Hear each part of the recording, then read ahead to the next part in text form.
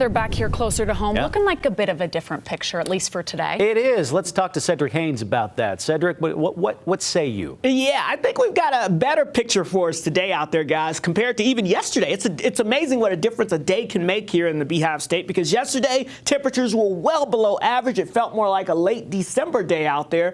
And today we got a nice little rebound. And now temperatures are above average this afternoon. We hit a high of 54 in Salt Lake City, 53 in Provo, and made it up to 55 in Cedar City and 63 in St. George. So these temperatures were a few degrees above normal in many spots.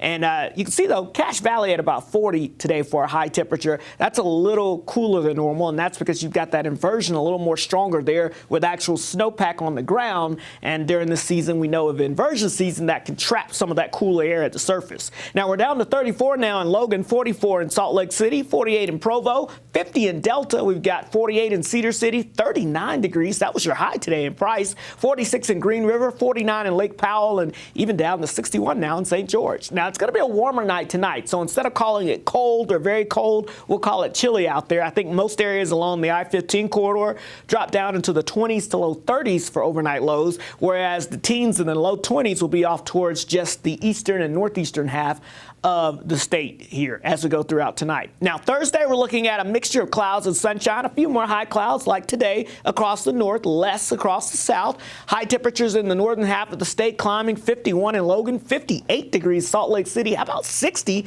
in Provo, 58 in Delta, and about 67 degrees expected tomorrow in St. George. That's going to feel pretty nice. High pressure giving us the better weather out there. We've been, of course, talking about this bomb cyclone that's just been sitting off the west coast. Now you can see still lots of thunder and lightning and very strong winds with this system, and it's tapping into an atmospheric river that stretches all the way back towards Hawaii, so a lot of moisture to work with there. So high pressure continues to give us the warming conditions here across the Beehive State. That big-time storm system will stay off to our west with the colder and unsettled weather, but eventually that begins to shift to the east as we head into the beginning of next week. So as we get towards the weekend, and especially heading into next week, which is, of course, a busy week with Thanksgiving week ahead, it's going to be colder and unsettled with a more active weather pattern. So as we track this storm system, high pressure blocking the system off to the west of us as we go throughout tomorrow and Friday. By late Saturday, we start to get some moisture in here, but better chances of some moisture moving in as we get towards Sunday, Monday, and into Tuesday.